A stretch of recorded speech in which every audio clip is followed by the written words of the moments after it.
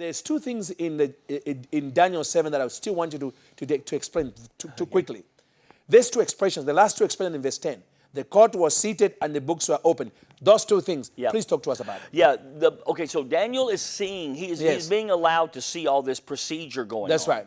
So as he's watching this happen, he sees the court, and that's made up of God, the judge of all, the Ancient of Days, the angelic beings, the cloud of witnesses, all these different entities, spirit in the spiritual realm. It says the court is seated. Now, in a natural, when you go into a court and the court is seated, that means it's ready to hear a case. Wow, that means it's now come to order and it's ready to hear the case. So it says the court was seated, and then it says the books were open. Well, see, this is where people kind of get messed up sometimes, because there are many different books in heaven. That's right. There's books of destiny, there's books of life, there's books of remembrance. Yes. You know, there's prophetic books, there's books that prophets receive for nations, and all sorts of things. So there's a lot of different books in heaven. So it says books, plural. Yes. It says the court is seated, the books are. Why? Because the cases that are going to be presented are going to come out of those books. Wow. See, you can't just go to the court and do anything you want. Yes.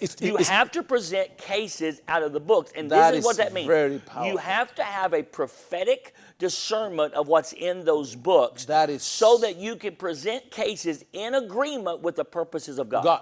In agreement. And that's what it is. So it's not a court of heaven that is designed to serve your flesh. That's It is designed to align you up with the purpose of God. That's right. So that is powerful. So I come and I say, okay, there's Psalms 139:16 says every one of us has a book in heaven. Yes. My days yet unformed, my substance yet unformed, my days yet unfashioned. That's what he says. So that means my destiny, my kingdom reason for being alive. So I come and I say, okay, God, I understand prophetically this is what I'm supposed to be accomplishing. So I bring that as a case before the Lord. Yes. Now, I know that because the books are open. You see, this is what people can't get. The court is seated and the books are open. That means sometimes the books are closed. Isaiah 29 says that prophets couldn't see and seers could not perceive. Why? It says because the books were closed. Wow. See, because prophets, in other words, there is no prophetic understanding, there is no prophetic unction if books are closed. So what opens books? It says the court is seated, the books are open. You got to have an open book to present a case in the Lord or in the courts. And so I tell people, I said, you must have done the things that you needed to do to get your books open.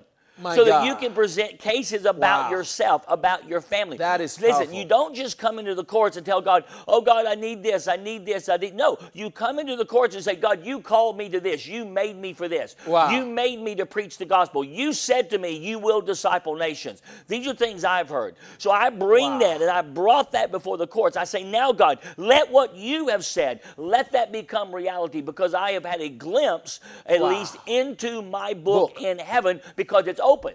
But see what, you got to know how to get those books open. Sometimes people have no prophetic understanding about their own life because they haven't got their book open yet.